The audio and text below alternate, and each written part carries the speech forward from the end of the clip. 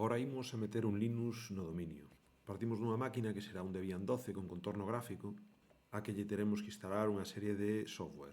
Para ello teremos que facer un superusuario, actualizar os repositorios e instalar o paquete SSSDAD ou SSSD Tools, que serán os System Security Services Daemon e permiten configurar o acceso a servicios de directorio remoto. Tamén teremos que instalar o RealMD, o cal nos permitirá configurar a autenticación por rede e que se utiliza tamén en combinación con SSSD.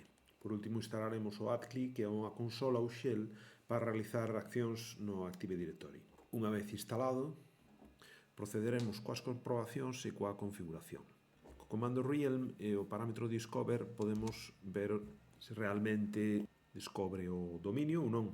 Lembade comprobar que temos unha IP, que estamos na mesma rede, que temos unha IP válida dentro da mesma rede co domain controller. Agora realizaremos a unión no dominio cos parámetros axeitados, é dicir, co usuario administrador do dominio e co dominio que queremos engadir dito equipo. Pídenos a contrasinal do administrador do dominio, lembrade, e se non dá ningún erro, semella que todo foi correcto. Co comando realm e o parámetro list podemos comprobar que isto foi así.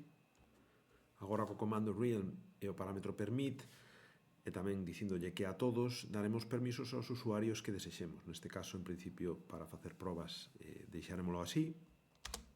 E pasaremos a editar ou a verificar dito o ficheiro de configuración do SSSD. Aquí teríamos que comprobar o dominio, a shell, o nome do dominio non relacionado con Kerberos, outra vez o dominio, o home, bueno, en principio semella todo correcto, co cal saímos e modificamos os permisos de configuración para o archivo. Reiniciamos o servicio SSSD e facemos unha comprobación cun usuario do dominio. Vemos tamén que a comprobación semella correcta.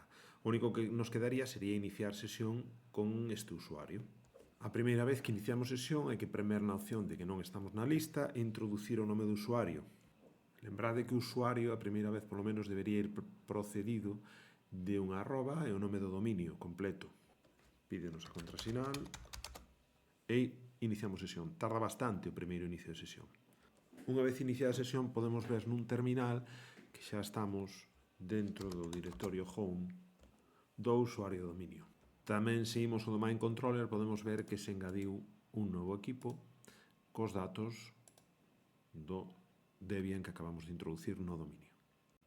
Pode ser que a primeira vez que iniciemos amose erros ou dea erros coa creación do home. Isto pode ser porque non temos instalados estes dous paquetes que están relacionados coa autenticación de usuarios en Linux.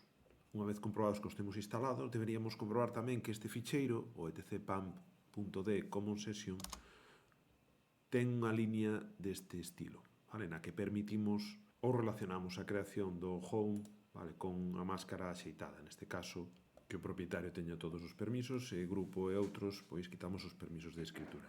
Se todo isto está correcto, bueno, deberíades poder ver a creación do home correctamente.